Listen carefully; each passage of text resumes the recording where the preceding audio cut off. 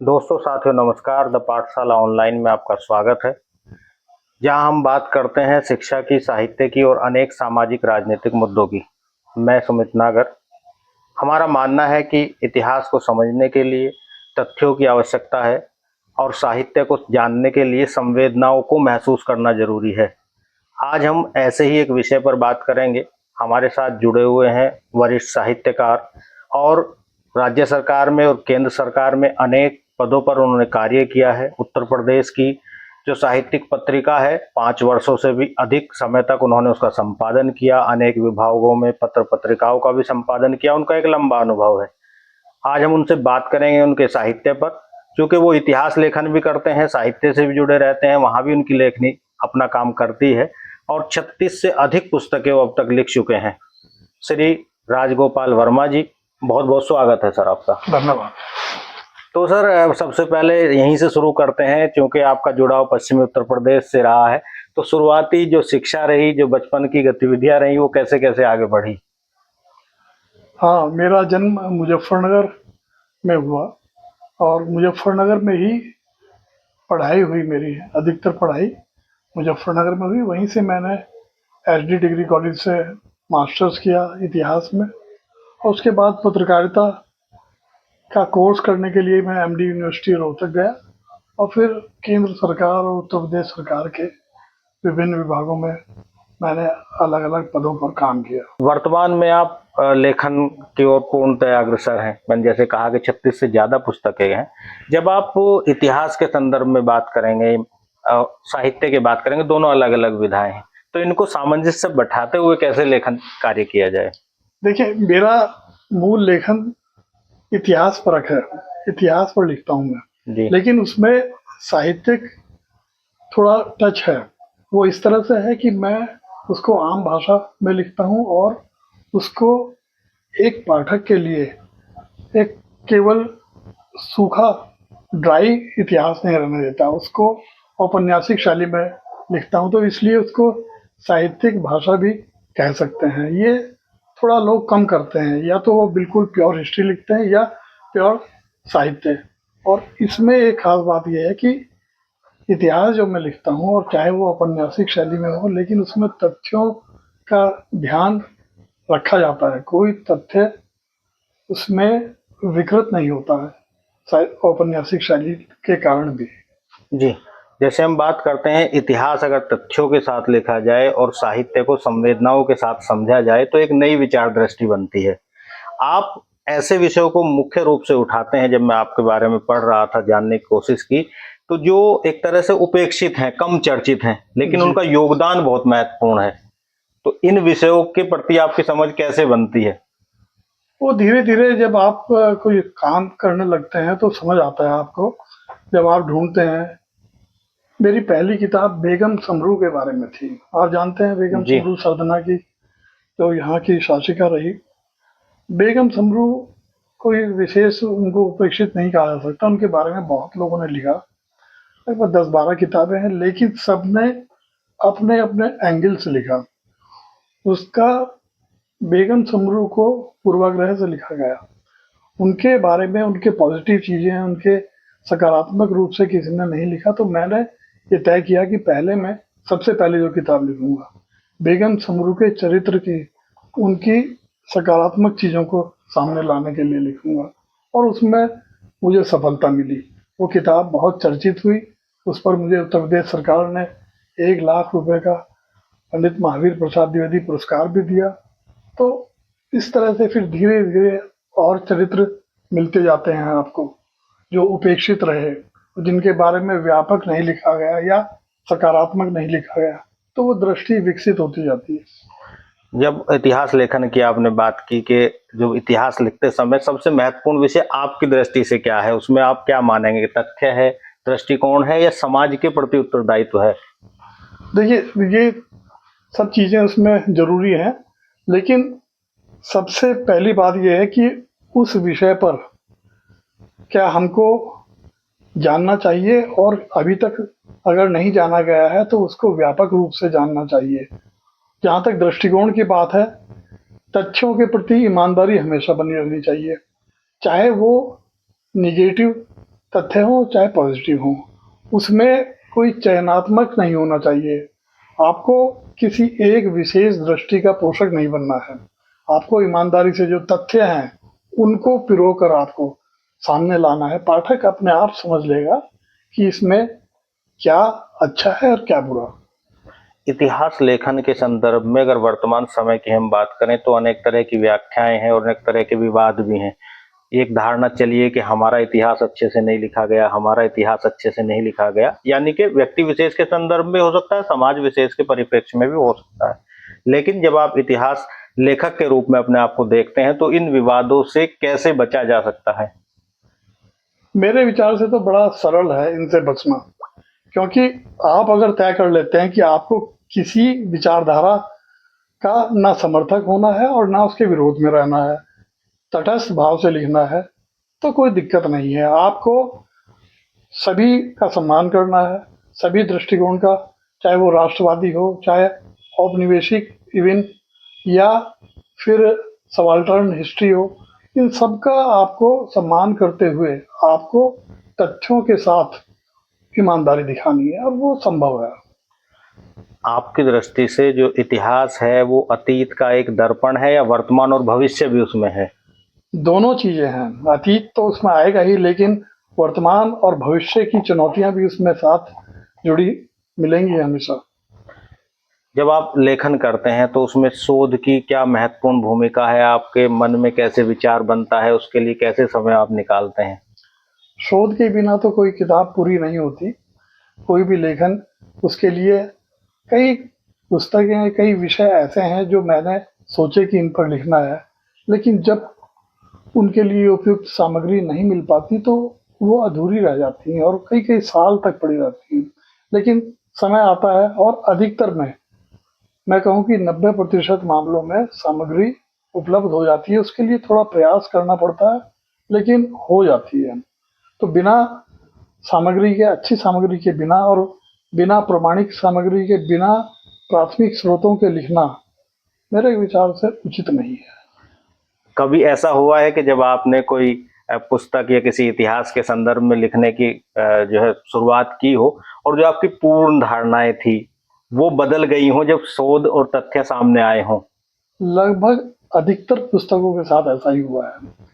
जितना आप पढ़ते जाते हैं, जितना आप समझते जाते हैं, और किताब लिखने के लिए क्योंकि आपको बहुत गहराई से, बहुत डीप में जाके पढ़ना पड़ता है, तो इसलिए आपकी सारी धारणाएं, जो आम धारणाएं थी या जो हम लोग चर्चा में सुनते आए हैं, वो सब ध्वस्त होने लगती हैं। क्योंकि आप जो ये मान के चलिए कि अभिलेख जो है वो कभी झूठ नहीं बोलते। वो लोग जो बात करते हैं बिना अभिलेखों के करते हैं, बिना पढ़े करते हैं।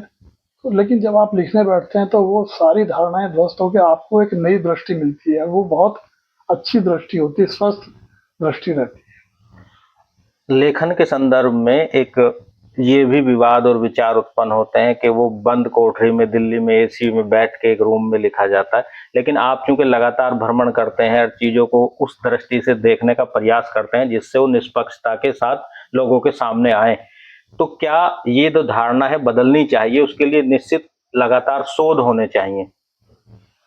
नहीं, शोध तो होते रहते हैं, लेकिन उसकी गुणवत्ता क्या है यह हमको देखना पड़ेगा। और अगर कई चीजें ऐसी हैं कि उनको केवल आप शोध के आधार पर लिख सकते हैं, साबित कर सकते हैं, और कई चीजें ऐसी हैं जिनके लिए आपको भ्रमण करके समझना पड़ता है, देखना पड़ता है उन चीजों को। ये सब एक मिश्रित काम है, और इसमें ये सब संभव है। कोई ऐसी बात नहीं कि कोई अलग काम हो। साहित्य को समाज का दर्पण कहा जाता है। सारी जो समाज की गतिविधियां हैं वो कहीं ना कहीं साहित्य में आती हैं। वर्तमान समय डिजिटल और एआई का है।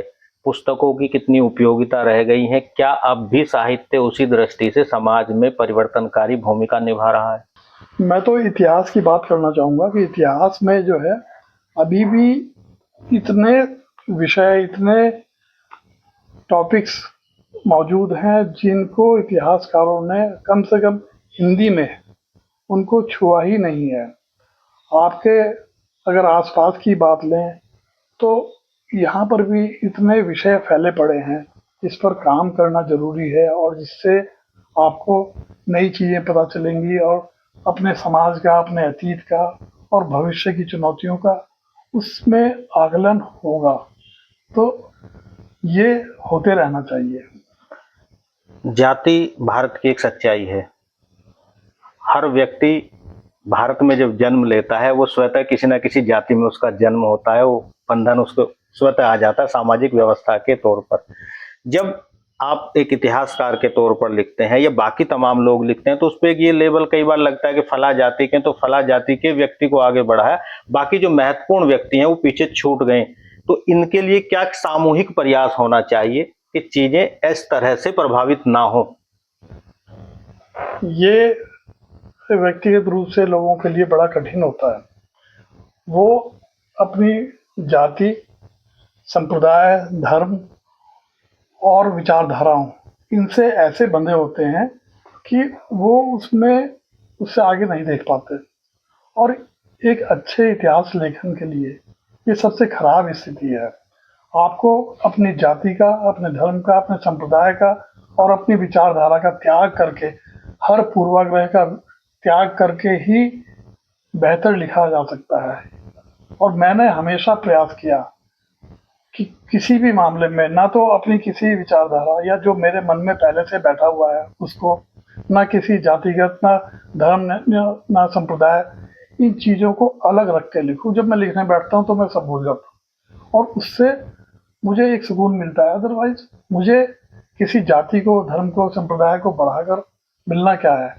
वो तो एक झूठ को और आगे तक फैलाने की बात है, वो नहीं होना चाहिए। जी, इतिहास और साहित्य या और भी तमाम विधाओं में जब लिखा जा रहा है तो आज का जो युवा है लगभग दूरी बनाए हुए हैं उनसे। तो क्या ऐसे कारण हैं या उसका कहें कि कारण के साथ निवारण क्या है कि उसको जोड़ा जाए? क्योंकि जो डिजिटल प्लेटफॉर्म पे जो चीजें मिल रही कई बार वो भ्रामक होती हैं, उसकी जो सत्यता है वो प्रमाणित नहीं होती है। तो पुस्तकों के माध्यम से वो चीजें सही रूप में जाती हैं व्यक्तियों के पास, समाज के पास, तो कैसे जोड़ा जाए लोगों को? ये तो कोई विश्वसनीय आंकड़े नहीं है कि युवा वर्ग ज़्यादा नहीं पढ़ता, क्योंकि आप जब दिल्ली के अंतर्राष्ट्रीय पुस्तक मेले में जाएंगे तो वहाँ पर आपको काफ़ी देर तक तो एंट्री के लिए लाइन में लगे रहना पड़ता है और इतने युवा विश्वविद्यालयों के, कॉलेजों के वो सब आते हैं वहाँ पर, किताबें खरीदते हैं, पढ़ते हैं, वो दिखता है। लेकिन उनके पास एक विकल्प है कि घर बैठे आपने व्हाट्सएप से या यूट्यूब से या और पीडीएफ से पढ़कर अपनी राय बना ली। तो वो उनको ही उनके कॉलेजों में उनके अध्यापकों द्वारा उनको बताया जाना चाहिए कि ये एक मुख्य स्रोत नहीं है, आपको ऐसी चीज़ें पढ़नी चाहिए जिनका आधार प्राथमिक स्रोत हो और जो विश्वसनीय हो, उसी से आपको अपनी धारणाएं बनानी चाहिए। आज के समय में, जैसे मैंने पूर्व में भी कहा कि डिजिटल युग है, एआई का दौर है, ऐसे समय में एक लेखक के लिए और एक शोधकर्ता के लिए क्या चुनौतियां हैं? चुनौतियां तो काफ़ी हैं, लेकिन डिजिटल और ख़ासतौर से आर्टिफिशियल इंटेलिजेंस कभी भी आपकी अपनी इंटेलिजेंस का मुकाबला नहीं कर सकती। वो एक चुने हुए पैटर्न पर आपको जानकारी देती हैं और जो अवेलेबल है, जो आसान है, जो उस डोमेन में उपलब्ध है, उसी से छाँट कर वो देते हैं। लेकिन आप उससे भी ज़्यादा लिख सकते हैं, जा सकते हैं, अपना देख कर, समझ कर और चीज़ों को ऑब्जर्व करके। वो अभी आर्टिफिशियल इंटेलिजेंस के पास वो विद्वता नहीं आई है, तो आपको अपने ऊपर ही भरोसा रखना चाहिए। उसमें उनका खुद का भी डिस्क्लेमर होता है कि हमारी सूचना भ्रामक हो सकती है, गलत हो सकती है, तो पूरा हम पर विश्वास ना करें। तो मैं तो यही मानता हूँ कि जी, हम पर विश्वास ना करके स्वयं पर विश्वास करना चाहिए। जब आप लगातार लिखते रहते हैं और मैंने जैसे कहा कि 36 से अधिक पुस्तकें तो प्रकाशित हो चुकी हैं, बाकी जी। अभी प्रक्रिया में है। तो जब आप लिख रहे होते हैं तो पीछे लौट करके देखते हैं तो तमाम पुस्तकों के दौरान जो शोध किए होते हैं, जो भ्रमण किया होता है, वो सब चीजें याद आती हैं। तो कोई ऐसी पुस्तक आपको लगता है, लेखक के लिए तो हर पुस्तक अपनी महत्वपूर्ण, लेकिन कोई एक ऐसी पुस्तक जो आपके बहुत दिल के करीब है? मेरी तो पहली पुस्तक जो भी ये बेगम समरू का सच, वो दिल के सबसे करीब इसलिए कि पहली बार हिम्मत की लिखने की। और शुरू से पहले जब तक सर्विस में रहे तब तक कोई ऐसी बात नहीं थी, कभी ऐसा टाइम भी नहीं मिला। लेकिन जब ये लिखने की कोशिश की तो बहुत हिम्मत जुटाई, क्योंकि मुझे हमेशा डर लगता है इतनी बड़ी किताब लोग कैसे लिख लेते हैं। तो आप समझिए कि इस पर लगभग मुझे 2.5 साल लगे। और मैंने कितनी बार सरदना की यात्रा की, कितने लोगों से मिला। एक यहाँ पर एक पुराने प्रोफेसर थे, उन्होंने कभी 1950 के आसपास बेगम सुमरू पर पीएचडी की थी।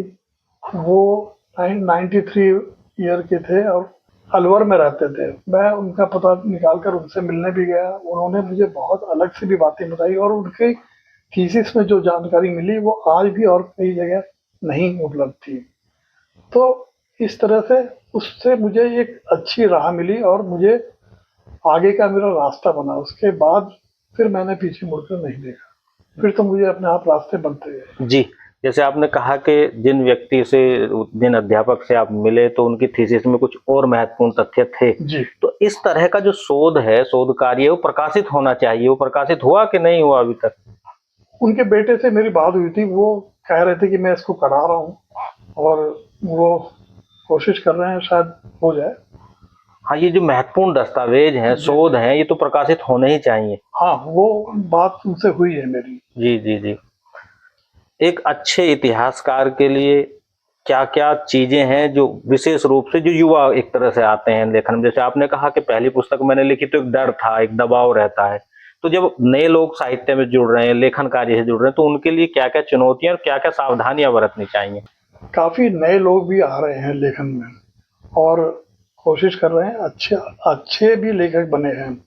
उसके लिए केवल यही ज़रूरी है कि आप अच्छा अध्ययन करें, नियमित रूप से पढ़ें और प्राथमिक स्रोतों का ध्यान रखें। उसी से आपके लेखन में विश्वसनीयता बढ़ेगी और लोग कर रहे हैं ऐसा, हैं ऐसे। लगातार अब युवा जुड़ रहे हैं उसमें। जी, जैसा कि मैंने पूर्व में भी कहा कि आप इस तरह के जो समाज या इतिहास में उपेक्षित पात्र हैं, जिन्होंने बहुत महत्वपूर्ण भूमिका निभाई, लेकिन वो एक ऐसे बरगद की छाया में थे कि उनका बड़ा नाम था, वहां उनको लेकर के धारणाएं बनी और वो भी कम चर्चा में रही। जैसे बात करें हम सरदार पटेल जी के संदर्भ में बात करें, उनका एक विराट व्यक्तित्व था, बड़ा रूप था, लेकिन जब उनकी बेटी की बात आती है, मणिबेन पटेल की, तो कम चर्चा में रहती है, जबकि वो बहुत महत्वपूर्ण भूमिका में रही। ऐसे ही रविन्द्रनाथ टैगोर जी के संदर्भ में कहा जाता है। तो इन दोनों के बारे में संक्षेप में थोड़ा-थोड़ा बताइए। सरदार पटेल की बेटी मणिबेन पटेल, वो बचपन से वो अपने उनकी माता की मृत्यु उनके बचपन में ही हो गई थी, तो वो पिता के साथ ही रही और बाद में भी उन्होंने विवाह नहीं किया और पिता के निजी सचिव की तरह उन्होंने काम किया। उनके सारे पत्र व्यवहार को, सारी डायरीज को, हर चीज़ को वही मेंटेन करती थी और भारत के स्वतंत्रता आंदोलन में उनका अच्छा खासा योगदान था। कई बार जेल गई। फिर सरदार पटेल की मृत्यु के बाद वो 4 बार लोकसभा की सदस्य रही, 1 बार राज्यसभा की सदस्य रही और वो ऐसी महिला थी कि महात्मा गांधी, जवाहरलाल नेहरू, इन सबसे बड़े-बड़े नेताओं से आँख में आँख डाल के बात करती थी। अपनी विचारधारा, अपने जो उनकी सोच थी, उस पर उन्होंने रहकर, उसी दायरे में रहकर बहुत अच्छे से काम किया। लेकिन सरदार पटेल का व्यक्तित्व विराट था, तो उनके सामने वो कहीं नहीं टिकती थी, वो बात अलग है। परंतु बाद तक भी वो आखिर तक सक्रिय रही।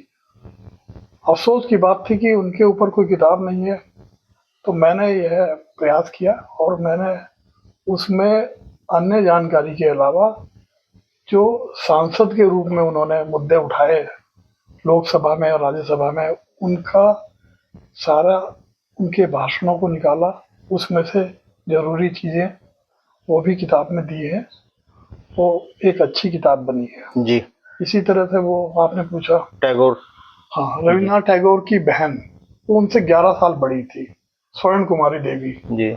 उनके बारे में कहीं कोई चर्चा नहीं आती, जबकि वो खुद एक अच्छी साहित्यकार थी। उन्होंने उपन्यास लिखे, नाटक लिखे, कविताएं लिखी और शोध पत्र भी लिखे हैं। फिर वो एक पत्रिका की संपादक रही, देश की पहली महिला संपादक का उनको गौरव मिला हुआ है। लेकिन जब उनकी चर्चा होती है तो लोग जानते नहीं, क्योंकि रविन्द्रनाथ टैगोर का इतना बड़ा नाम हो गया था। जी। और ये बात भी अक्सर आती है कि रविन्द्रनाथ टैगोर ने उनकी कोई मदद तो नहीं की, पर थोड़ा बहुत उनको हतोत्साहित करने की कोशिश की। ये मेरी किताब में चीजें मिलेंगी, जी। इसको पेंगुइन स्वदेश ने प्रकाशित किया। जी। तमाम जो ऐसे पात्र हैं ऐतिहासिक, आपकी नज़र वहाँ रहती है। मेरठ के संदर्भ में भी एक बड़ा नाम शाहनवाज खान का आता है। हाँ हाँ। और आप अगर आज के संदर्भ में बात करें तो लगभग वो लोग जानते ही नहीं है यहाँ के लोग। 3 बार वो सांसद भी रहे, आज़ाद हिंद फौज में वो जी। मेजर रहे और तमाम पदों पर रहे। तो क्या इधर मेरठ के आसपास के संदर्भ में कुछ लिखने का विचार है? नहीं, आपने सही याद दिलाया। मेरा शाहनवाज खान के संदर्भ में मैंने विचार किया था, और दो चीजें हैं। एक तो जो लाल किले पर मुकदमा चला था आईएनए के अफसर्स पे, तो उसमें शाहनवाज खान का नाम था। एक तो उस संदर्भ में काम हो सकता है, और एक नेताजी के जो सहयोगी रहे उनमें बहुत प्रमुख थे वो। जी। तो इस तरह के सहयोगियों के जीवन को लेके कुछ काम किया जाना है, वो मेरे दिमाग में है। उस पर मैं आगे काम करूंगा जरूर। जी। हम इस पॉडकास्ट के माध्यम से ये लोगों तक पहुंचाना चाहते हैं चर्चा के जो उपेक्षित पात्र हैं इतिहास के, उनको जरूर पढ़ा जाना चाहिए, जरूर उनके प्रति एक समझ होनी चाहिए। उनका भी एक महत्वपूर्ण योगदान है इस देश की आज़ादी से लेकर एक सामाजिक ताने बाने में। जब आप तमाम पुस्तकें लिख रहे होते हैं तो फिर उसके बाद शोध कार्य आप लगातार अलग अलग जगह पीएचडी चल रही है, शोधार्थी कर रहे हैं, तो कई बार ऐसा हो पाया या किसी आलोचक के माध्यम से कोई चीज आप तक पहुंची और आपको लगा हो कि हाँ ये सुधार करना चाहिए, चीजें छूट गई, कभी ऐसा लगता है? नहीं, मैं तो चाहता हूँ, मैं हमेशा सबसे यही कहता हूँ कि मुझे जो मेरे लेखन को केवल प्रशंसा नहीं, उसका उसके बारे में जो कोई चीज छूट गई है वो बताई जाए। कुछ अभी तक कोई ऐसी बड़ी चीज ऐसी आई नहीं है, कोई इवन कोई त्रुटि हो, कोई विसंगति रह गई हो, या कोई तथ्य गलत हो, जी। तो वो लेखक का, एक अच्छे लेखक का यही कर्तव्य होता है कि वो उसको अगले संस्करण में सुधार ले। जी। मैं इसी तरह के लोगों को ज्यादा मुझे अच्छा लगता है। आलोचक पढ़ते हैं, पर बहुत कम लोग अभी इस तरह का कोई मुझे वो दे पाए हैं। जी। जी। आपने तमाम पुस्तकें इतिहास के संदर्भ में लिखी हैं, लेकिन एक जो मुझे सबसे महत्वपूर्ण पुस्तक लग रही है उस दृष्टि से, जिसे साहित्य की दृष्टि से भी देखा जाए, इतिहास की दृष्टि से भी, जो सुभाष चंद्र बोस की अधूरी प्रेम कहानी के तौर पर आपने लिखी है, सुभाष एमिली। तो जी, ये एक अलग तरह की आपकी पुस्तक है, इसके बारे में थोड़ा सा बताइए, ये कहाँ से आपको तथ्य मिले इस बारे में? ये जो है, नेताजी अपना इलाज कराने के लिए गए हुए थे ऑस्ट्रिया। ऑस्ट्रिया में, यूरोप में है ऑस्ट्रिया। तो वहाँ उनको किसी प्रकाशक ने एक ऑफर दिया कि किताब लिखने का, भारत के स्वतंत्रता संग्राम पर। वो लिख रहे थे, तो उनको अपने एक सेक्रेटरी की जरूरत थी। फिर उन्होंने, किसी ने सजेस्ट किया, ये एमिली शेंकल उनकी टाइपिस्ट सेक्रेटरी के रूप में उसने काम किया।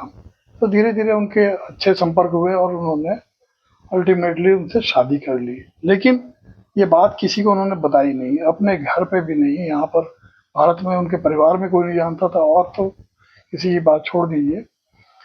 फिर जब वो उनका वहाँ से निकलना हुआ और वो कह के गए थे, उस समय तक उनके एक 3 महीने की बच्ची भी थी और उनको जाना पड़ा। तो वो कहकर गए थे कि अगर मैं कभी लौट कर ना आऊँ तो ये एक लिफाफा है, एक पत्र है, ये मेरे घर पे भिजवा देना मेरे भाई को, वो तुम्हारा ध्यान रखेंगे। और वास्तव में वो लौट के नहीं आई। फिर प्लेन क्रैश की बात हुई, ये हुआ।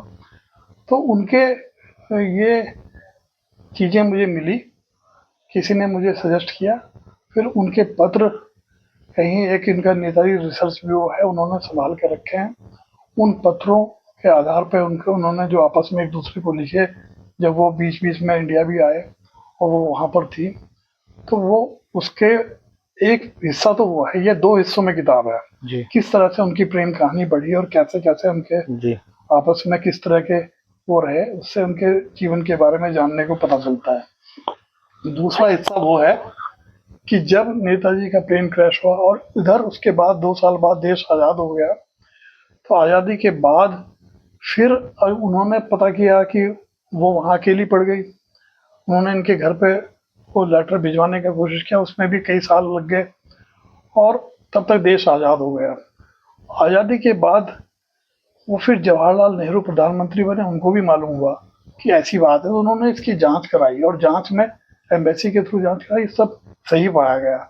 तो उन्होंने एक निर्णय लिया कि उस बच्ची के और इनके परिवार के देखभाल के लिए एक फंड क्रिएट किया और उस फंड के ब्याज से हर महीने उनको पैसा जाता था, उनकी देखभाल होती थी।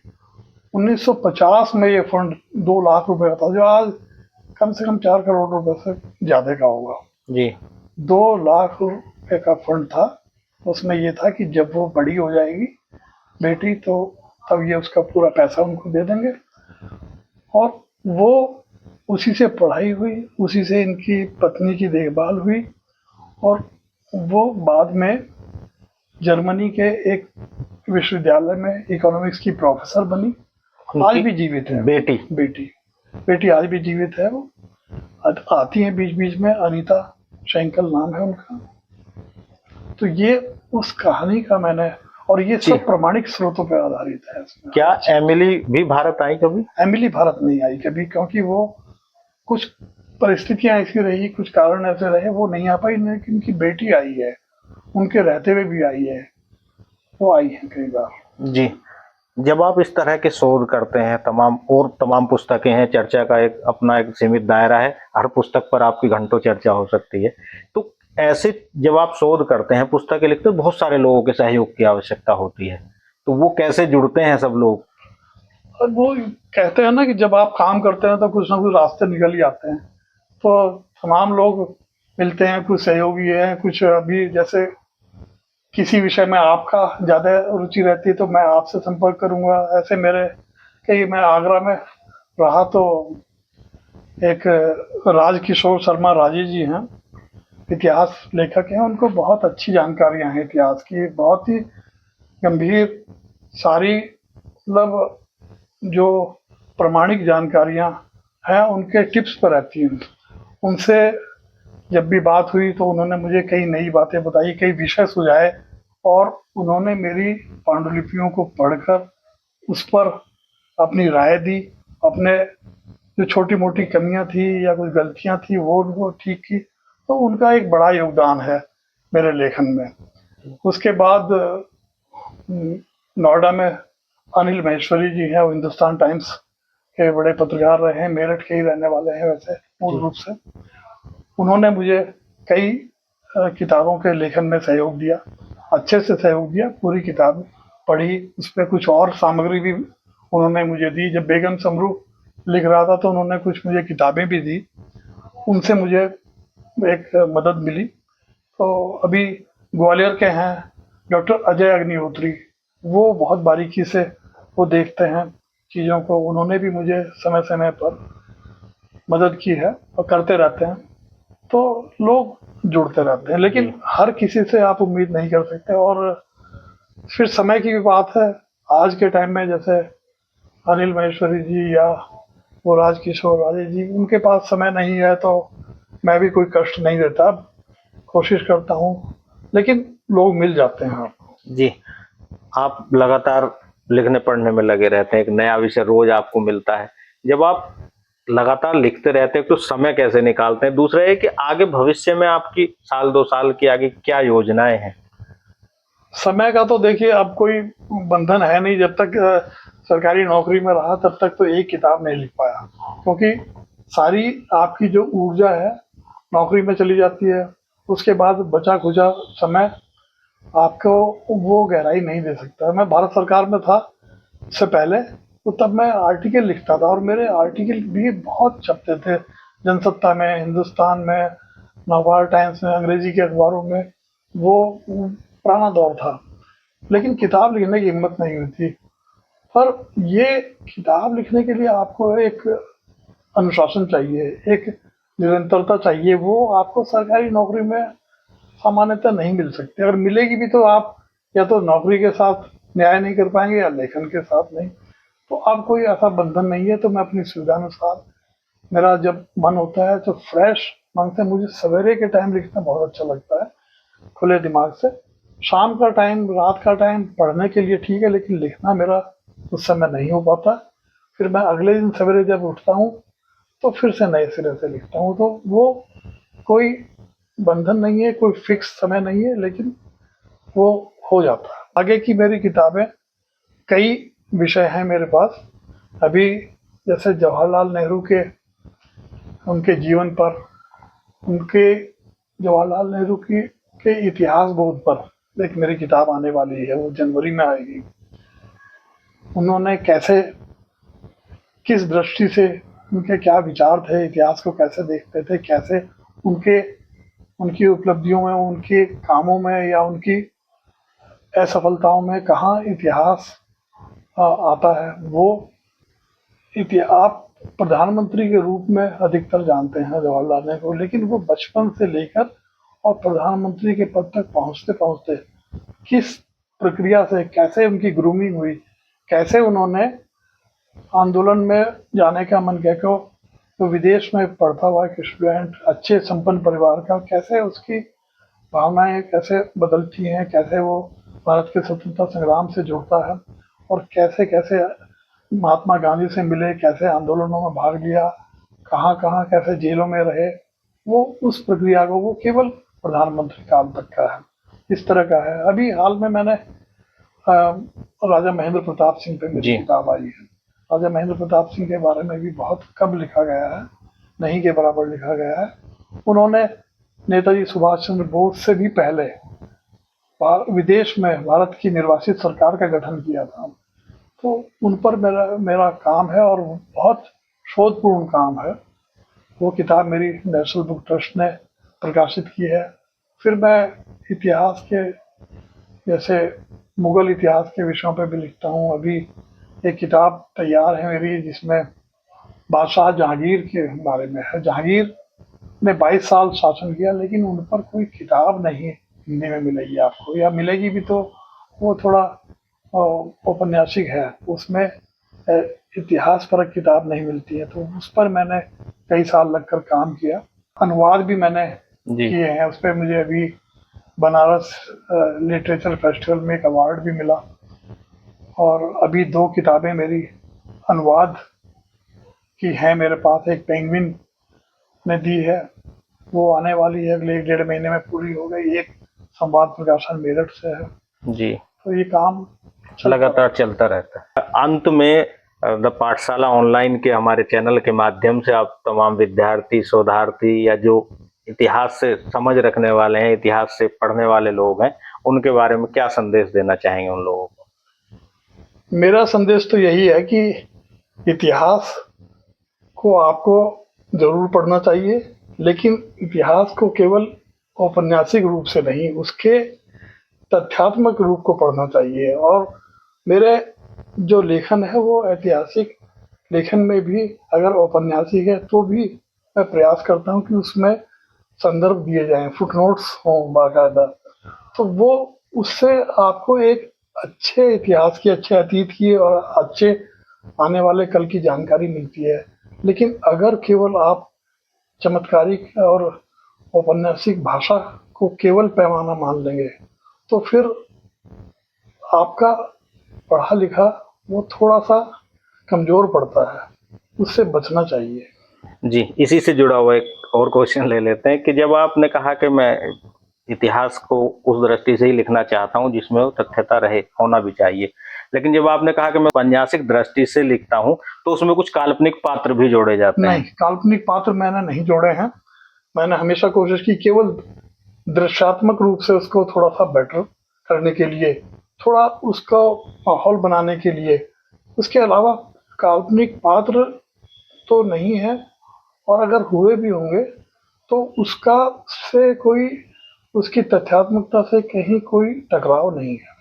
ये इसमें कोई बुराई नहीं, इसमें लोग करते हैं। लेकिन अब बड़े बड़े राइटर रहे, वृंदावन लाल वर्मा रहे, जी। अमृतलाल नागर रहे, इन लोगों ने तो पूरा, उनकी भाषा बहुत शानदार थी, बड़े औपन्यासिक भाषा, बहुत शैली बहुत अच्छी, लेकिन तथ्य के नाम पर कमजोर रहे। तो उन्होंने तो ऐसा वो रच दिया कि उस पर तथ्यात्मकता पर औपन्यासिकता हावी हो गई, और उससे इतिहास विकृत हुआ। इवन बेगम समरू के बारे में इतना खराब खराब लिखा कि आप पढ़ नहीं सकते अमृतलाल नागर ने।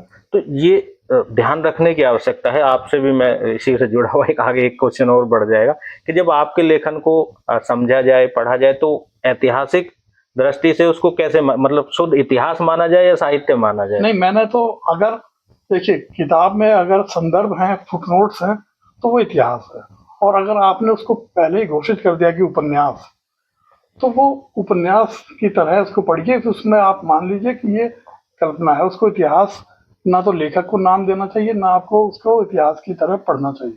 जी, आप बहुत बहुत धन्यवाद सर। दोस्तों, साथियों, जो चर्चा हमने की है, इस चर्चा में राजगोपाल वर्मा जी ने साहित्य और इतिहास दोनों को साथ साथ लेकर के कैसे चला जा सकता है, कैसे तथ्यात्मक बातें रखी जा सकती हैं, जिससे इतिहास में जो बातें हैं वो विकृत ना हो, सही तथ्य लोगों के पास जाएं, पाठक के पास जाएं, शोधार्थी के पास जाएं। आपको अगर ये वीडियो पसंद आई हो तो इसे लाइक करें, शेयर करें। आगे फिर हम एक किसी नई चर्चा के साथ आपसे जुड़ते हैं। तब तक के लिए दीजिएगा इजाजत। नमस्कार, जय हिंद, जय भारत।